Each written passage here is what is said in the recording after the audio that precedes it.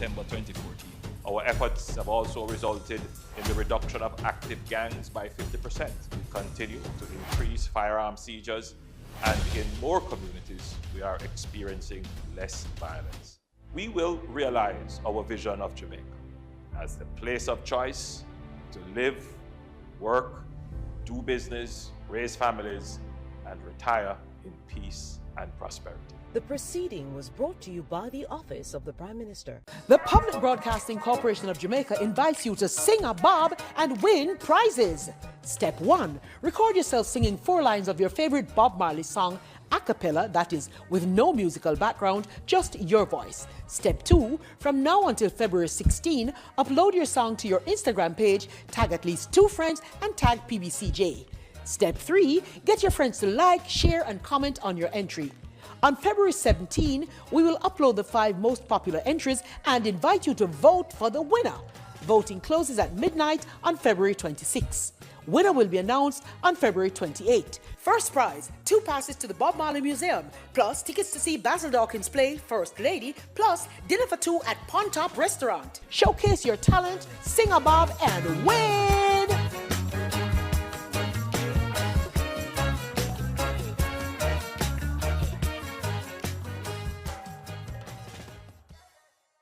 Together, we can create a safer Jamaica for our children.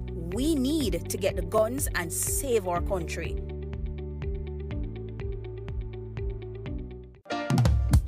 Reggae Conversations, personal testimonials from reggae personalities who helped to create the music.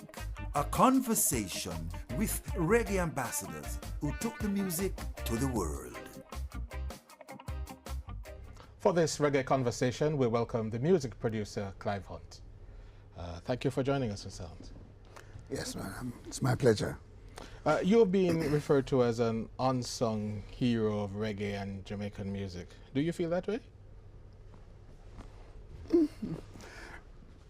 I'm not sure. The people who are the inside people, musicians, the team, the people who make the music, they don't have me like that. So, and I just live in that sphere, basically. But you've been a producer, an instrumentalist, a writer, arranger. Which of those roles do you enjoy the most?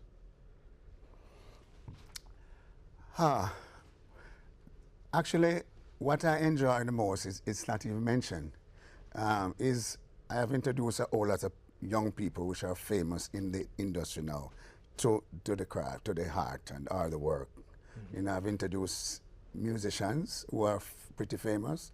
I brought them into studio. I've introduced some of the top engineers in reggae music for maybe the past 30 years. I was the one who introduced them to the craft. There was a time when I was in New York a lot. I had a daughter there, and I would visit there quite often, so people didn't know whether I live in Jamaica or New York or so. But I was at Samash Music. There was a Christmas game, and I never had a job. Otherwise, from I was 12, I do music until today. And I see Christmas, and my little daughter I visited her, and she was looking at all the commercials on TV. You know what I mean? And there was no money. So I looked at a job, and I got a job at a famous music store. The owner moved me around and put me in Manhattan, right in Times Square, near Times Square, where is the main store, the flagship store, where the big artists, all the big rock and rollers, R&B, you know, everybody shopped there. They shopped there. Anyway, I was there, and Sly used to work with Peter Tosh and doing all his famous work. And when he comes into town, he'd hang there with me all day, you know, and a few of them. So I introduced Sly to a few new stuff, toys. And one of them was the Syndrome, the thing they go like, poo, poo, poo. And he did magic with it. You know, when he found out that it could do, he could have 10 different ones right there and have 10 different sounds. And it's history, what he did with it, yes. How many instruments do you play? Presently, I don't play any, you know, but, and let me tell you, I have played around with quite a few. When I was a young man, I wasn't really interested in playing too much. But my music, I was interested in being an arranger and a conductor. I wanted to be the conductor for an orchestra. And by the way, all my training was classical. I never played on a reggae song. I never played a reggae song until Lorna Bennett did a song, and it went up the British chart, and they were doing an album quick. and they called for somebody to play a trumpet, and I was called over there, and I did it, and the way I performed, they asked me to come back. And it's been like that from that day until now. And the trumpet was your first instrument? It was my first instrument. I went to Stony Hill School as a little road boy, as I say, at age 12, 12 and a half, and my mother just hold me like this and take me to the station, and I end up there. They started to have a music class after I was there. But by that time, even though I was about 12 and a half, I was a prefect for my little area. And it was I was kind of little popular because of the set of boys which they made me be head prefect for. They only listened to me, nobody else in the school. Not even the director, teachers, nobody listened to me. So because of that now I became like real famous, and I became head prefect for the whole school, hundreds of boys in no time. So this man started to teach music right by the ball ground and it's a pro school, and it was set up a way where cricket could be playing, football could be playing, other things. It was that big. So there was one spot where I'd sit with my boys, and the music class was right there. And they would teach, he was always teaching, so I'd be watching and watching. And then one day they told me that I have to go home. Now I had done something wrong to be in the school. And even though my mother took me there, I lived with my grandmother next door to my mother. So I didn't want to go back home to Linstead because I felt shame. I brought shame on my grandmother, to go reformatory or bad boy school, that type of thing there. So they tell me that I had to go because it was a part of my rehabilitation. So I knew from the time this was like my first Christmas in the school. I knew that I was going to be going home as the head boy for the tailoring. You had to do a vocational thing in those institutions. So I know I was the best young tailor. I was teaching tailoring and all that. You know what I mean? And the tailor master was a scout master too. So I was pretty active. I was in Boy Scout. I was that. So when they told me that I had to go home, I decided if I was going to go home, I wanted to be better. I want to be one boy that did something nobody else did. So I went to my tailor instructor and asked him if any boy ever went home with a prize, first prize in 2 different vocations. And he said, no. So I said, okay. So I went the next morning to join the music class. It was just before my first Christmas. And the music teacher was very happy because I was popular. So that means I know none of the boys didn't want to do music much, So he figured that if I came in the class, then I would draw a lot of boys with me. So when I went to join the class today, he was happy to see me. I said, what happened? I said, I want to join. He said, oh, very good. He said, but you have to come back after Christmas. I said, no, boss, I want to, no. He said, no, you can't join the class now because we're taking the end of the year test, exam. So I said, I want to take it, boss. He said, you know music? I say, yes. I say, out the door, there's no watch. I say, I know more than all of them. And he said, what do you mean? I say, I know more than them, boss. I start to tell him some stuff. EGBDF, FACE, you know what I mean? Trumpet positions. And he said, what? So he said, he asked me to take the test. And it's like a 2-hour test, and I did it in about 10 minutes. Oh, my. And when I did it, he not even asked me my name, When I did it after, I gave him said, what your name?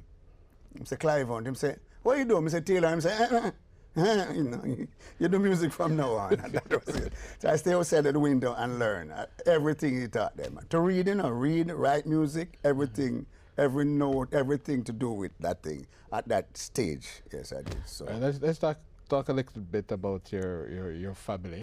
I have 18 brothers and sisters, but my mother only has 7, and my father, I had the rest with a different lady. What was family like growing up in Linstead? My father was a Rasta man. So, and at that time, Rasta was a young thing. You know what I mean? So he was kind of ostracized. The family, nobody wanted him around. And it was somewhere just around where the Coral Gardens things, when everybody scared of Rasta. So my father just left home and went to the hills in St. Catherine there. And that's where he was. And there's been a few entertainers which are famous, like Joseph Hill from Culture, Ras Michael. All of them went there as regular guys and leave there some Rasta. You know what I mean? Yes, they went there and plant them herb and farm. And so I'd go and stay there with him back and forth until my episode, that when I end up in Stony Hill. But before that happened, Freddie McKay, who did Picture on the Wall, Freddie taught me to ride bicycle, play dominoes, and swim, and all of these type of things. Linstead is geographically, with reggae music, Linstead is as important as Trenchtown, you know, or more, I would say. But people just talk about Trenchtown and the commerciality of Trenchtown because, and then Trenchtown is just, it's just behind Brentford where the Studio One is. But let me tell you, every artist except for maybe the Wailers that went to Coxsone and audition, Coxsone sent them to Linstead because there's a band which Coxsone, because of his business moves, like a chess move, there's a band named Soul Defenders Band. If you see a lot of Studio One records back in the days on the B-side, you see Soul Defenders are, you do a variation of the name, one or two, or you give them like 3 different names. They recorded Burning Spear first 2 albums. They recorded Dennis Brown first. They recorded Horace Andy first. Skylarking. I could keep on naming, you know. There's a man named Vin Gordon. He was the leader for the band. He put the band together. I thought he was a big man. Lately I hired him to do some stuff because I've been trying to mix elders with the youths them. You know what I mean? For various reasons, for the business. See? And I found out he's only 2 years older than me. But he was one of them with my father too. I was a young Rasta and him. I mean, anyway, you know, he told me, he said, Clive, on Sundays I would have at least 16 people playing guitars in my yard. Alton Ellis will be there, the Eptones will be there, Horace Andy will be there, Dennis Brown will be there. Yeah, in Linstead. And this was happening right through from late 60s into the 70s, Studio One A days. Right. Okay? And I knew these people. I knew them, they were friends. I'm going to say, that Rasta thing with my family, my old man and all of that. So I kind of grew up with them and I learned, but I had no interest in music, you know. I never had any interest. Even when I was doing music, and I wasn't interested in more just doing it.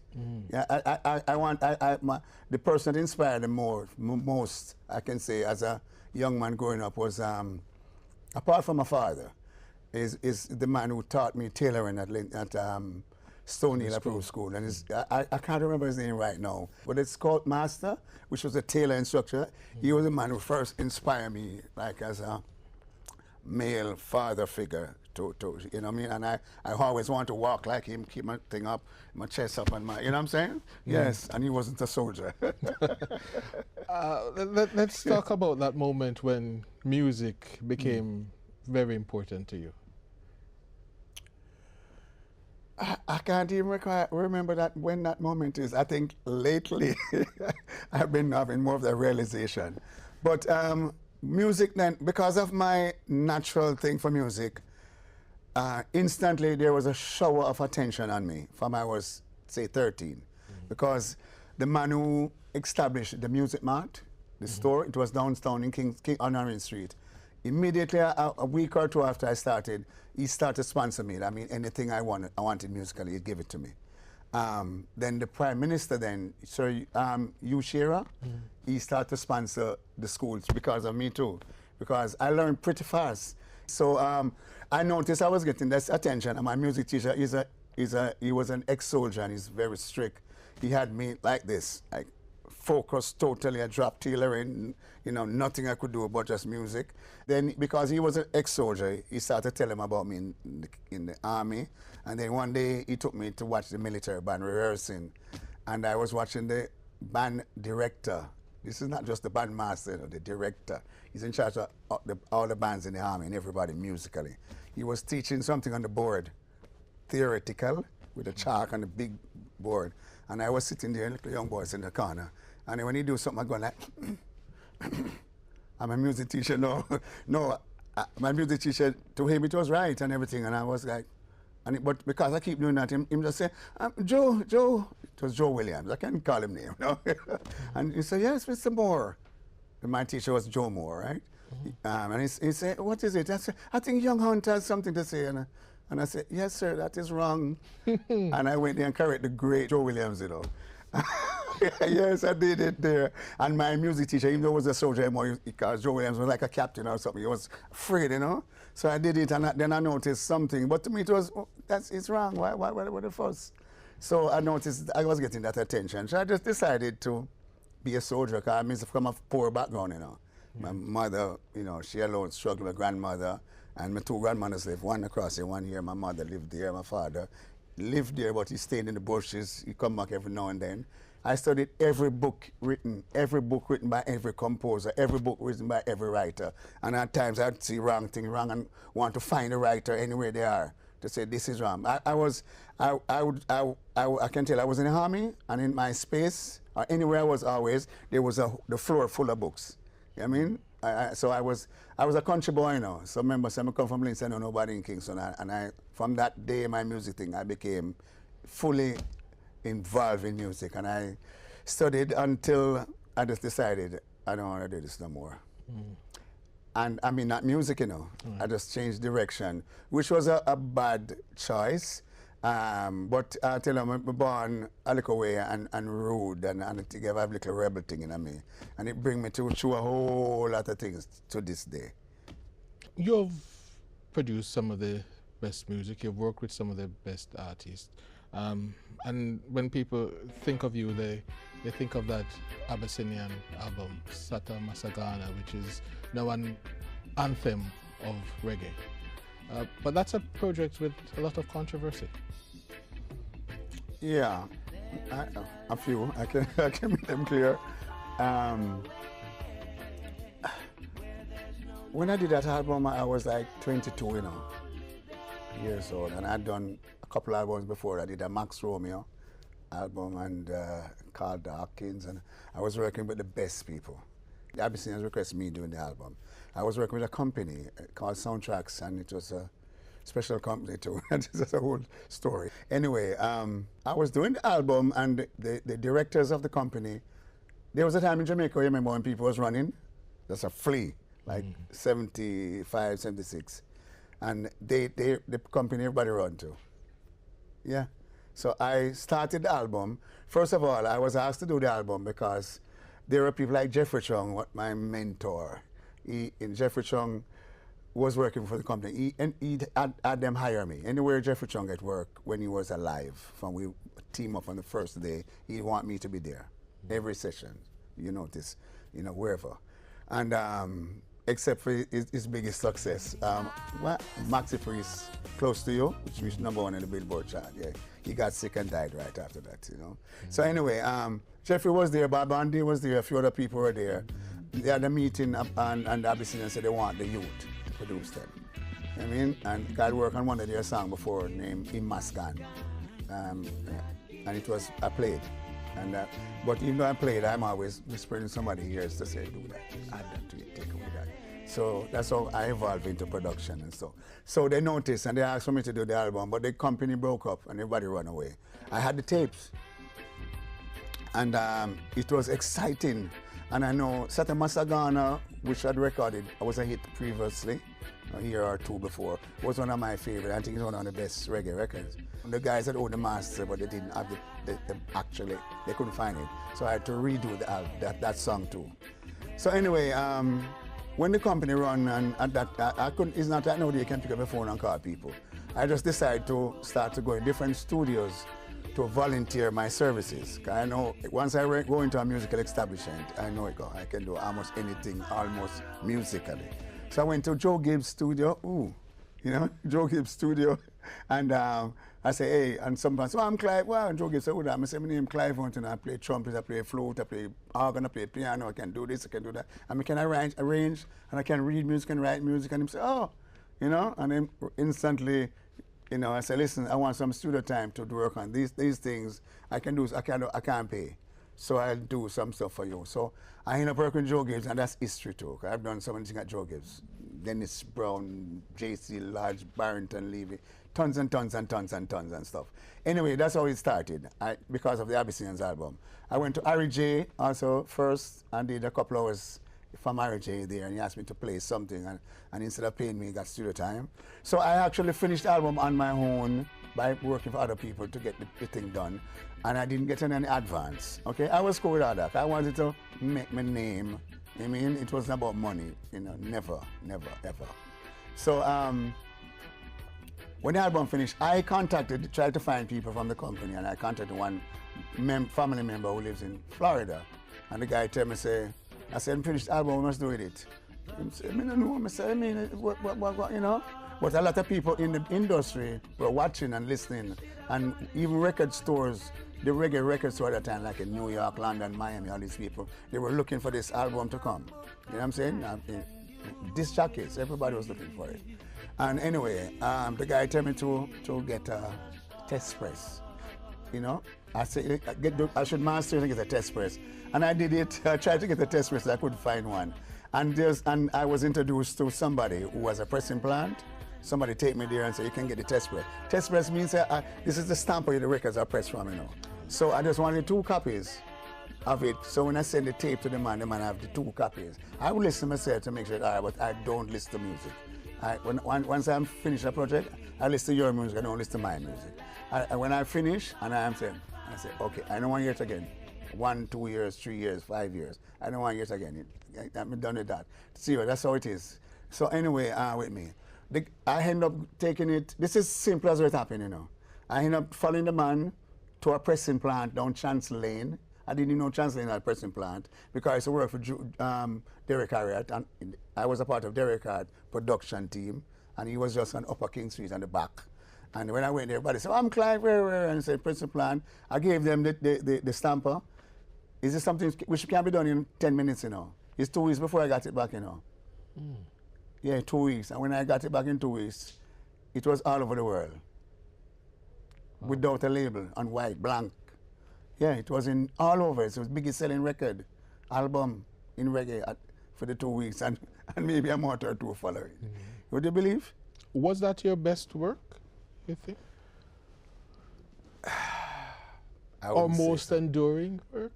Given I don't even know the young people them know about it too much, you know. Which is another story, because I'm still working. And I tell you, in 3 months, I'm going to be 70. Yeah, and I know I'm breaking some records, because I'm the oldest producer who is still producing the youngest artists. I'm working with Shane Brown, and I'm working with VP Records. I'm working on Popcorn's new reggae album, and the songs with Berries and Popcorn, all these things, I'm right behind them.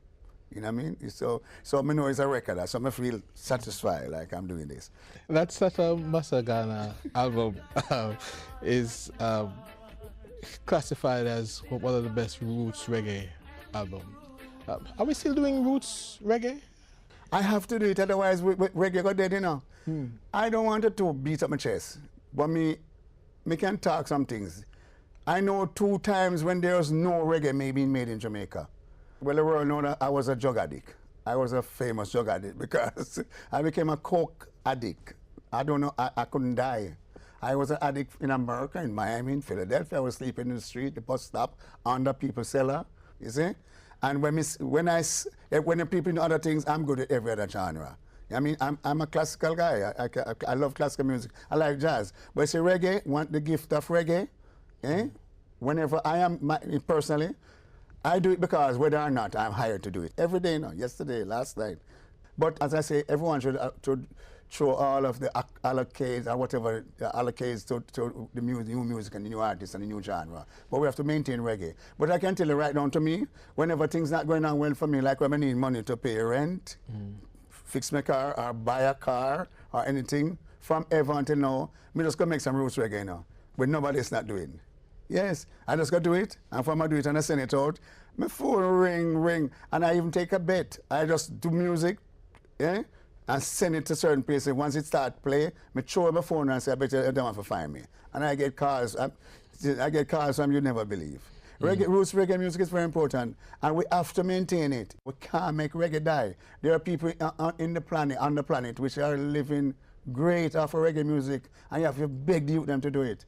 I do it, and I'm just happy to be doing it. And whenever nobody hire me, I use money or I convince a record company. Let me tell you, no matter, you see the reggae companies, whether it be VP or Ray, if I want to get them stimulated, and I just even go in the studio and just trust studio time, yeah, and I tell musician, play for me, I pay you later. And I just do a song or two and send to them, and they instantly go like, oh my God. And yes, and they call me. So I do that personally to keep roots music going. Roots music is very important. Out there, people in the rest of the world, they adore it. There's just one element right now which is missing from authentic roots music, which is kind of would cause us to kind of make our audience a little smaller. The content of reggae music, in reggae music A days, okay? Remember there was a time when Studio One doing all these covers, cover them foreign tune, and there's a beat developed. After the beat developed, then you have some people come along now who start to sing some type of local type lyrics. Okay, Dennis Brown saying Little Green Apples, but always and they come in and say Skylarking. You know what I'm saying? And I draw them attention. It became a big hit. Then the Wailers were always saying some stuff, Bob Marley, Bunny, Peter, were always saying some stuff, and other people, you know what I mean, was saying some stuff. I mean, a few people, maybe Desmond and them were every now and then doing some little things, but it was more fun and games. But then they started to sing about serious things that affecting people socially. You know what I'm saying? And people, we used to call it downtown music. I mean, because there was a vibes here, people more raw in them expression. And then you have the country reggae music. Not country music reggae, but the rural reggae music, which was selling more than the ones in Sadarin, and some little things, and Gigi, even Gigi ended up produce so much Gregory as like hits. But he was a country producer. He's a man in Ola, St. Clair and him there. You know what I'm saying? Now, these are the elements which is missing. You see the people overseas, the white people and the reggae fans, they're not hearing the type of lyrics. The type of lyrics that draw them, their attention, they're not hearing it anymore. But as I was saying, when Bob Marley died, it seems like there was an effort to kill that type of thing. Maybe, you know what I mean, it was too strong in its content. But that is something that attracts people, the certain expression. That's the only thing that's missing for reggae. And well, you were quoted as saying that reggae music now is too polished. I would not say, not in a general sense, you know. I make some of the most polished reggae music, and I don't like them. I love them, but I don't like that. I know they're not going to be, what do you call it, bestsellers. I mean, What do you mean by polished? First of all, reggae is just music in a music. Reggae is just a beat, okay? Now, I have the skills because of my knowledge can turn anything into reggae. No, I get hired for that a whole lot because, you know what I mean, that are people who puzzle over it. It's simple. A song is a song. A melody is a melody. So you just add chep to it. And whatever tempo, you go fast or slow. It is as simple as that, you know. You know what I'm saying? Now, polish means that you will... Okay, there's something I say in the studio. I think I did it in one interview recently, and it cost a little thing, but every call I got was from great musicians, Sly, China Smith, all them call me and say, Clive, what here we say? The less ability a reggae musician have is the better in play, the better the music is. Oh, does that sound away to you? How does that sound? When I want musicians to play and play roots reggae good, I tell them, say, Brethren, play like you dance. And them just say, all right, uncle, you know what I mean? Because the good reggae, the best reggae musicians, which you hear them call them name, whoever, dead or alive, they are simple musicians, they can't play much, you know, what we call in music, proficiency. They are not proficient on their instrument. They play basic, they can't play much. Yes, and they play the best reggae. No, naturally. Remember I talk about people know what they're playing, who know what they're playing, who play but don't know what they're playing. No, when a musician can't play much bass or much guitar, he play better reggae music, you know. Roots music I'm talking about, you know. But then, you as an arranger or a producer or a record company executive or somebody who's going to put that together, it's your job to have the skill to know, say, okay, I use that bassman at a drummer, but then I use Robbie Lynn on keyboard. Can you Robbie Lynn, you just put a little flourishment on it, like you know what I'm saying? A little polish on it.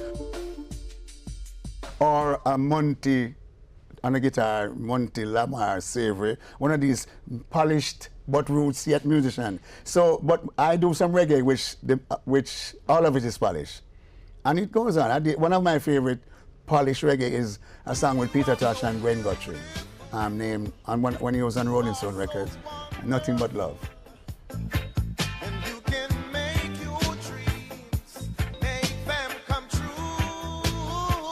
You know that song? No? Check it out.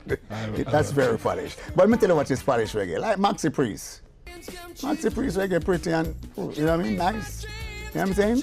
I just wanna be close to you. There's too much polished reggae going on. It's killing the audience. So generally, do you enjoy modern reggae music? I enjoy music, you know, but I don't love music like a lot of people love music. You'll not believe this. I don't have a music system at my house, you know. I don't want to hear anything. First, was one of the things, I don't want to be influenced. Because if I might hear something and like it, and I unconsciously I start making something like it, and I like it, and like it, and it evolve. And then I ain't feeling myself like it's plagiarism. I feel that I take something from your thing. I like to just silent. Serious, you know. And I listen to music only when I'm going to work on it. While I'm working on it, I listen and take 2 notes. And then I just take notes to go in the studio, and when it's finished, I'm done with it. So is that me though still? You know, I love music, you know. I love music, but I can't be listening to too much. Because I love almost too much, everything I'm hearing from, it's in tune, and the time is good, and you're not saying nonsense, basically.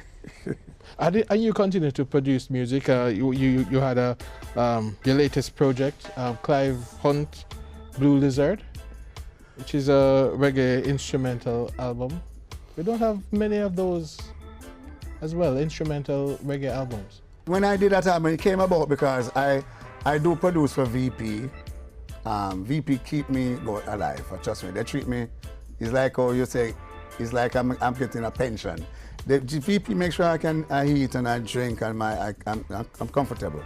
And I always doing stuff for them. But sometimes because of the new era of artists and managers, once ago, if an artist come to me and you were the record company, you ask me to produce this artist, and I list 10 songs, I make 10 songs. Nowadays, the artists want to jump on rhythm.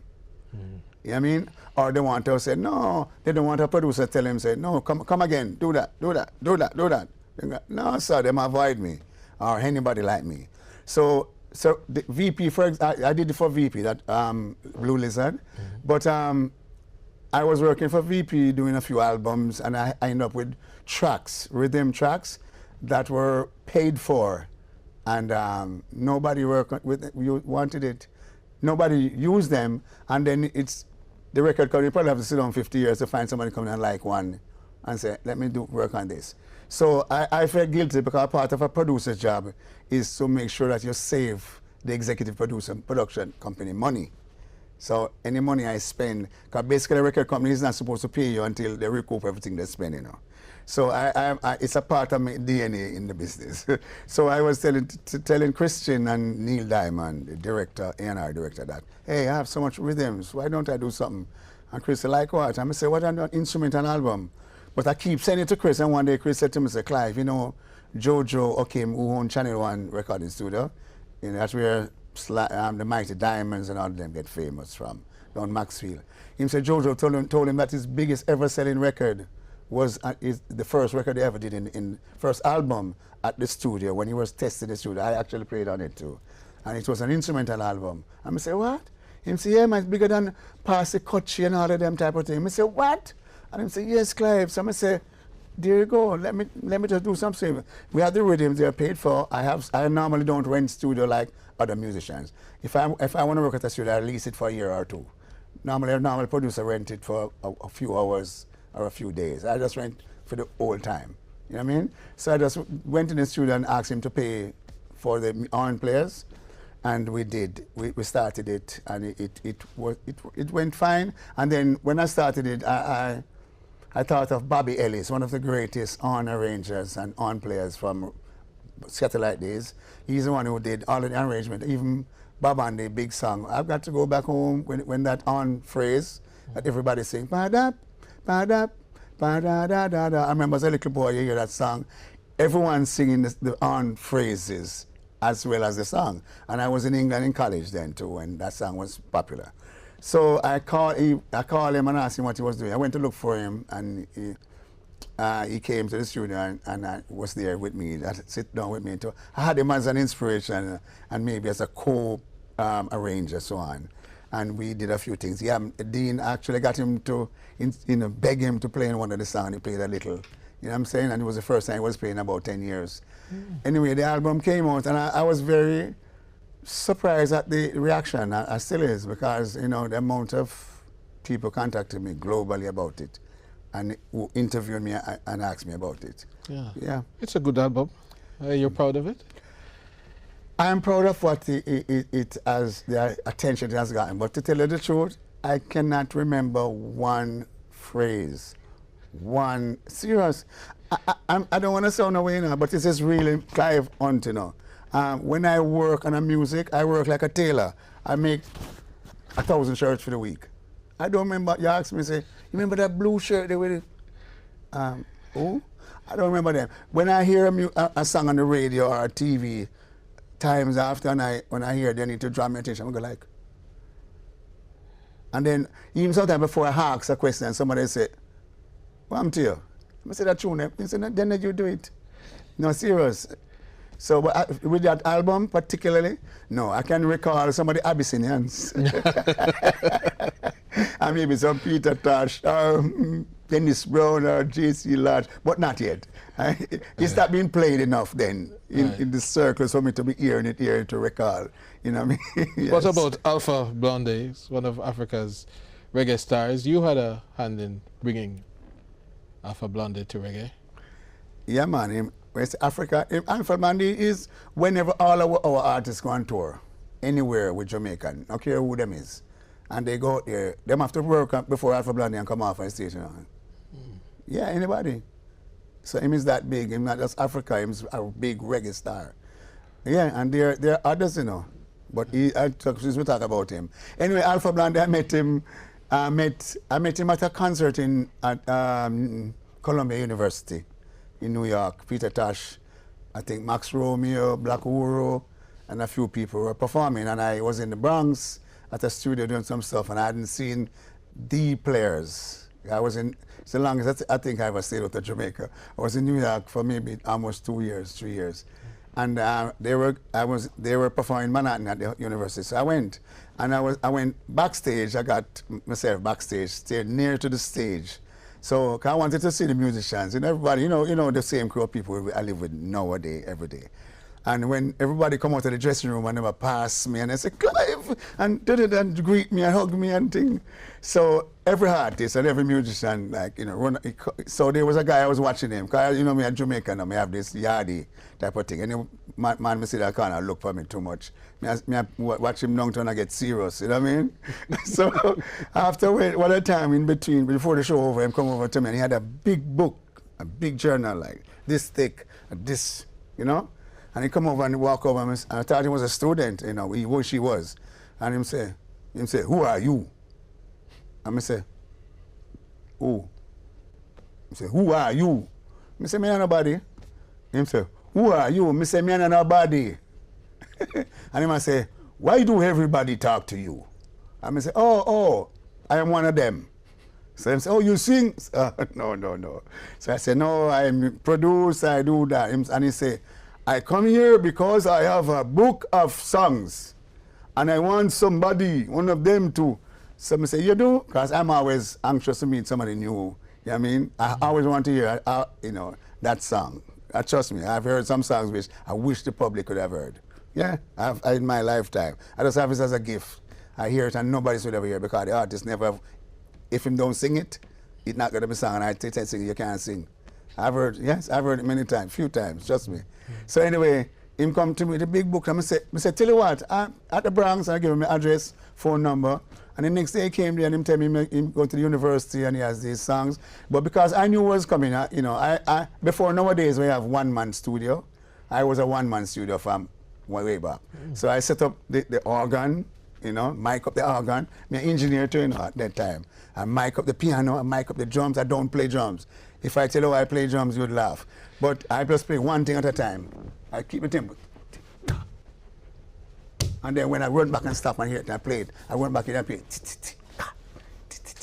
You know what I mean? That's why that's why I make drum music from way back before you have drum machine and all of these things.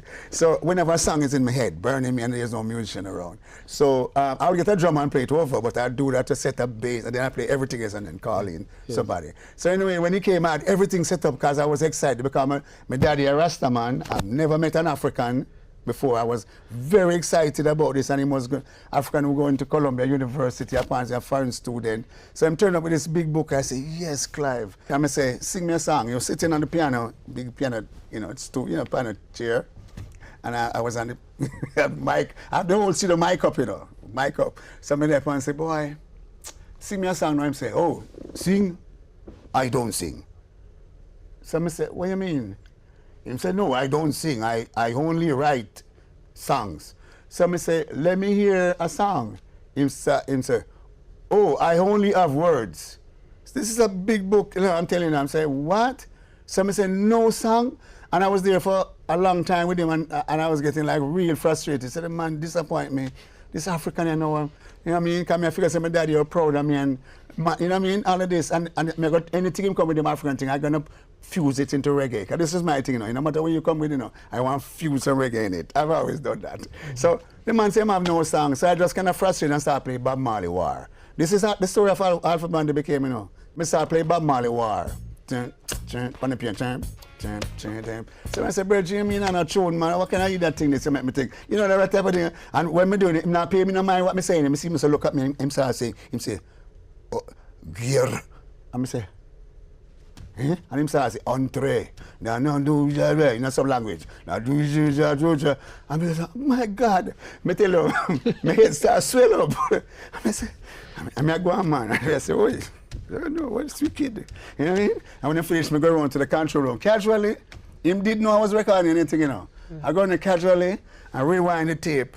And start playing him say, that is me. So I say, oh, you say I can't sing? He say, oh, no, I don't sing. I say, Bridget, that sounds wicked. And he say, you like it? I say, yes. And he say, yeah. So I say, please, in the book, there's nothing, no melody. He say, there's a song, I think. Yes, and he started to sing a song called Buri, Saburi. That song, I said millions, would you believe? I didn't have no part of it because we part company because of circumstances. Yes. Yeah, we were friends. We lived, he lived in the Bronx, in the Harlem, and I was Spanish Harlem with his Jamaican girlfriend. Right? And I live in the Bronx, and whenever he come to the Bronx, he stay at my house. When there's no, as an African, he sleep on the floor. The big Alpha Blondy, But he wasn't Alpha Blondy. His name was Sedu Kone. Yeah. So I didn't see him. He got sick. And I didn't see him again. 20 odd years later, I was in rehab at Patricia House in New Kingston, and one of the counselors, it's rehabilitation. It's a British lady. But they found out after a while that when you go into rehab, you're just a drug addict. So, God say, my name Clive Hunt. Nothing like that. There is little command, just do a sweep up here, clean up my space. Do little chores like a normal person, and, going through the process of getting back myself together. And the lady, they found out that I am a music person, and that a Barry Salmon song named Putting Up Resistance was #1 reggae song anywhere. And somehow it got out in the public that I made that song. I produced it, and I played everything on it, all of the instruments. So, and there was somebody on TV, and they said, Clive, where is he? Somebody said, oh, he's getting himself together, and then and then when we were watching the TV, the whole rehab was watching the same TV, because we used one TV with the staff, the director, everybody watched one TV at one time. So when they hear the Clive Hunt, everybody look around and say, the director say, they talking about you? I say, yes, boss. So, and I say, oh, okay. And then a lady, who was a British lady, came and she said, I didn't know, have you ever heard of Alpha Blondy? I said, I heard the name a few times, no? She said, how come you're a reggae music producer and all this, I don't know Alpha Blondy? So she went away for vacation one time, and she came back. When she came back, her first day back, and she come from the airport, she run to me, Clive. And she say, here's Alpha Blondy. I say, Sedu. And she say, who? She said, no. I said, no, this is my friend, Sedu. She said, no, it's Alpha Blondy. I said, this is Sedu. I said, oh, blah, blah, blah, blah, blah. And when I leave rehab, things start moving very fast for me. The song, Putting Up Resistance, everybody wanted me to work, and Barry Salmon insisted that I shouldn't go back to the country to sit at my mother's house and wait. You know, 'cause I was scared of life, you know. I was scared to go, I might go drink and smoke again. And I really wanted to change. I had 11 years, over 11 years of being in the doldrums, you know. Anyway, when some French people contacted me, because you're old French reggae revolution. Yes. I did that. Now, you know what guys say. I just go France one time with a paper mark, Clive Hunt, a working biography. I just put names from the Scatterlights right down to Butcher Banton at the time. I've worked with hundreds of them. And it's very few I never worked with. So I went to France, I got every record company and give out this paper. And by I reach home, I started getting some calls. And then from major companies, major artists, French artists wanted to collaborate or make reggae or something reggae-ish or something. You know what I mean?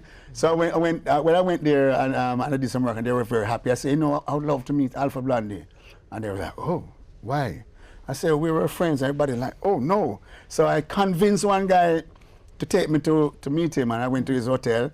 He has a hotel place, in biggest hotel in Paris, all permanently. When he's Africa, he has his room there. That's his. So I went there, was in Paris, and I went there, and the guy keep warning me, Clive, make sure, you know, please don't let this be a problem. So I said, no, let's go. Went to the hotel lobby, and the guy speak to the guy in French and say, Monsieur Alpha Blondy, Clive Hunt. And the guy, the receptionist, look at me, take the phone, and him call Alpha Room. And then I hear him say, yes, bonsoir, yeah, Mr. Clive Hunt. And then he go like, what happened? Like him say, there's a Clive Hunt in the thing in French. And him go like, oh. And the guy say, Clive, what did you do? What did you do? I say, Bridget, stay here a little. And, oh, let's go. I say, leave me, go. I could get back to my hotel, go. He must say, what did you get me in problem? And when we was down there, and even the guy, the lobby was getting away, the receptionist, and then the elevator door opened and Alpha burst out with a plate of food there, man. And the food all over, he said, Vincent! Hug me, and we end up doing a few things again. But I always feel proud to be, he's one of the persons who I've introduced. There's a lot of them, you know. Let's talk about introducing a new generation to the music, learning how to play the music, the technical aspects of creating music. Apart from the satisfaction in my soul to know that, as I say, I've introduced a lot of the best people in the business right now to the business. I mean, to actually physically playing and engineering and producing or so on and so on. I wish I can get to inspire some people from government or churches or the private sector to sponsor some money to some youth, make them buy some instruments. We don't have to buy much instruments, you know. I'm sure if we go on Facebook and all type of thing and start begging instruments, so much Jamaicans in the diaspora just start say, well, for gunman, them, you know, you see if you get instrument, them give more instrument than gun, you wouldn't believe what this would be. If we can get even a little center, give a little room, then you just go in there and start teach some youth. You know what I mean? I mean, some of us will do it. You're having some challenges with their vision. Yeah. Is that affecting your work? Getting there. Yeah, it affects me getting there. I have to be training people now to be on time. I have to be on time. And then when I get there, it's not affecting my work, my quality. It's the quality of my work. In fact, I think it's probably maybe a little better. I tell them lately I'm doing ear training. You know, I'm learning to not only hear more in the music, but when somebody talk, I have to say, I can't see them. So I have to say, who that? I mean, you know what I'm saying? Mm-hmm. And then I kind of get embarrassed because I realize I'm not doing too well at that. So my skills are being owned, you know, a little tighter. Yeah, man. When you're not doing music, what do you enjoy doing? I love farming, you know, I like to see things grow. And my father, that place that my father had is Bingi, Rasta Tabernacle. It was maybe the third or fourth Rasta Tabernacle anywhere on the planet, you know. And I think one day it should be noticed as an heritage site. So I've started to build my studio there. It's over 20 years now. In fact, you're going to talk about Pro Tools. That's what musician recorded. I was the first one who said the word in Jamaica. Would you believe?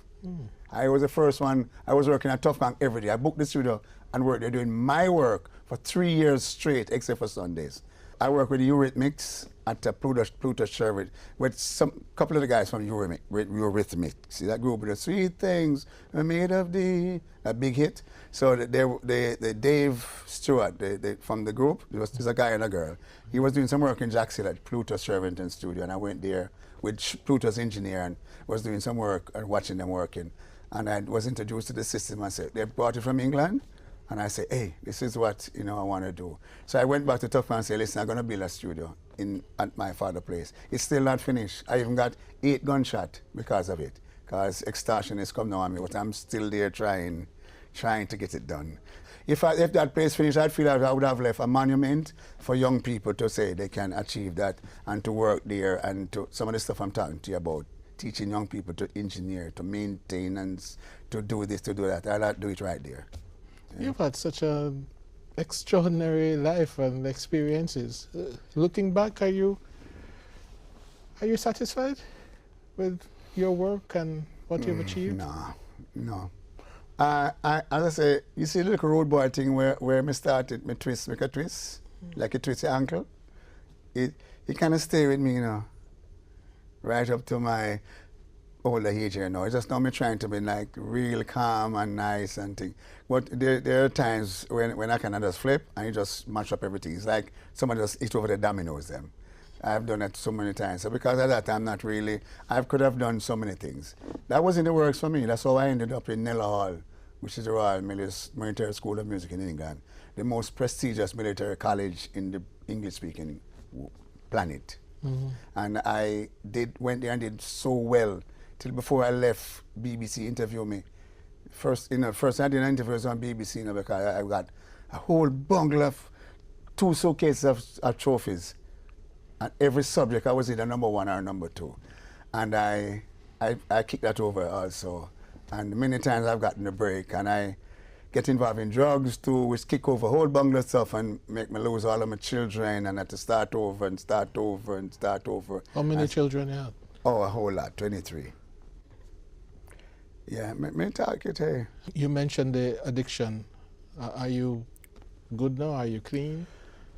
In addiction and in the books they write about addiction and in the practice of recovering, you're never, I'm clean. I went to rehab February 1991 and I've never smoked, or I started to drink a bit and I can't drink much. I get stupid. I have a light head. That's how come drugs mash me up. So I'm a recovering drug addict, and that's what every drug addict would tell you. That's the thing they tell you all on to. You're always recovering, okay? Because addiction is not addiction is actually a sickness, So you have to identify that you're addicted and just say you don't touch that. Otherwise, everything could be gone. As I say, backs over the domino them again. So that keep me straight. What is your hope for reggae music going forward? That it continues in all its new forms, plus the original form. I think whenever we black people in Jamaica stop feel the suffering of black people go globally, then reggae can change. But as long as the suffering and the struggle still go out, we should still do that even for whoever is suffering, even if you not suffer. That's how come when people say reggae gone uptown, and uptown reggae don't really accept it that much. It's accepted by a lot of people, a wider audience, but not wider audience, maybe locally amongst the people here would not accept reggae. Because uptown people like reggae now, through a lot of uptown reggae artists, but the people in downtown are like, you know what I mean? And I said, I want to hear. You know what I mean? Yeah, but that bread me hungry. You know what I mean? Or this or that. So as long as there's a struggle, I think so we should maintain that roots reggae thing. As long as that struggle is there, we should still maintain it. Clive Hunt, thank you for joining us. Thank you.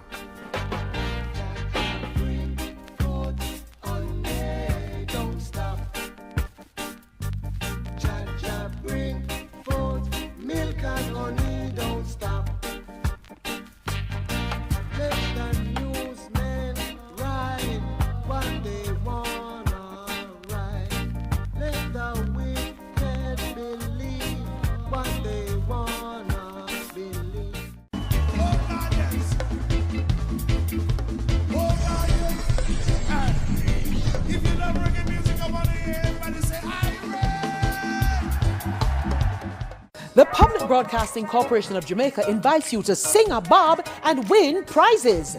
Step 1. Record yourself singing 4 lines of your favorite Bob Marley song, a cappella, that is, with no musical background, just your voice. Step 2, from now until February 16, upload your song to your Instagram page, tag at least 2 friends, and tag PBCJ. Step 3, get your friends to like, share, and comment on your entry.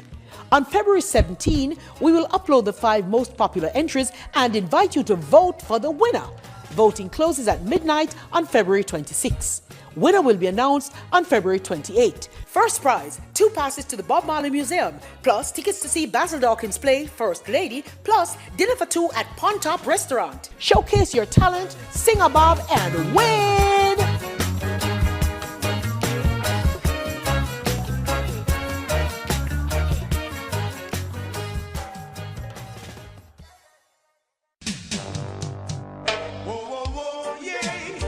I'm Mr. Reggae Ambassador. Whoa, whoa, whoa, yeah. I'm Mr. Reggae Ambassador. Hey. Na, na, na, na, la, yeah. Jamaican music has evolved through various stages. Around the late 1960s, the music slowed down drastically, giving birth to dub. Dub is a subgenre of reggae music that features instrumental remixes of existing records. These remixes significantly manipulate and reshape the original recording through the use of sound effects.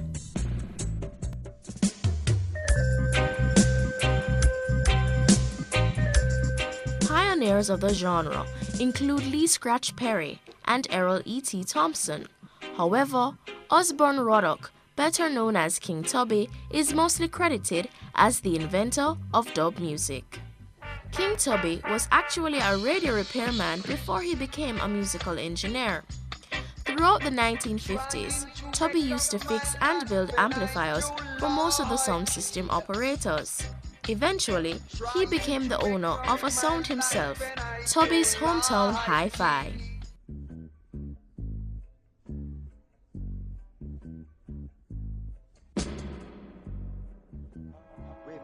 In 1968, Tubby began working as a disc cutter for producer Duke Reed, the owner of the Trojan Sound and Treasure Isle Records. Tubby would produce the instrumental versions of songs for sound system MCs or DJs to talk over. Initially, Tubby used the sliders on Reed's mixing desk to do this, but then discovered the instrumentals could be accentuated using the mixer. Tubby started creating reworked versions of the instrumentals, adding and removing sounds, including special effects like echoes and reverbs. These remixes helped Tubby's sound to become one of the most popular in Kingston. They also gave him the start he needed to establish his studio. In 1971, King Tubby engineered the first dub record, Carl Patterson's Psalm of Dub.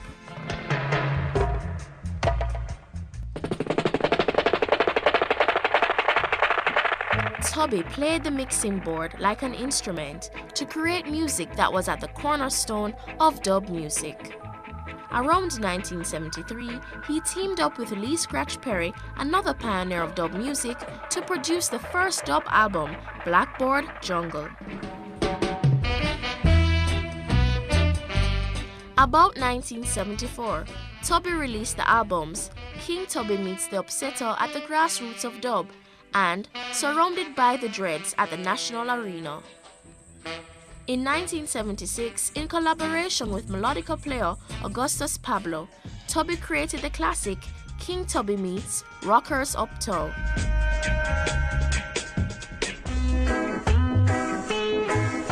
Throughout the 1970s, King Tubby created several seminal works and also remixed songs for Jamaica's top producers like Bunny Lee. The proof of this, Tubby's name on the credits of thousands of records. Give I some more of your meditation, for it gives I inspiration. By By the later part of the decade, King Tubby had mostly retired from music, still occasionally mixing dubs and tutoring a new generation of producers, including King Jammy and Scientist.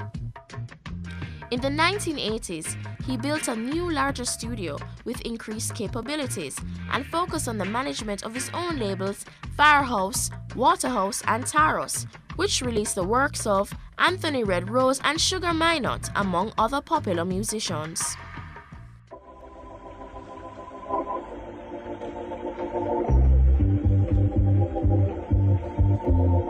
On February 6, 1989, upon returning from a session at his Waterhouse studio, King Tubby was shot and killed by an unknown group of people. It is thought that the murder was probably an attempt at robbery.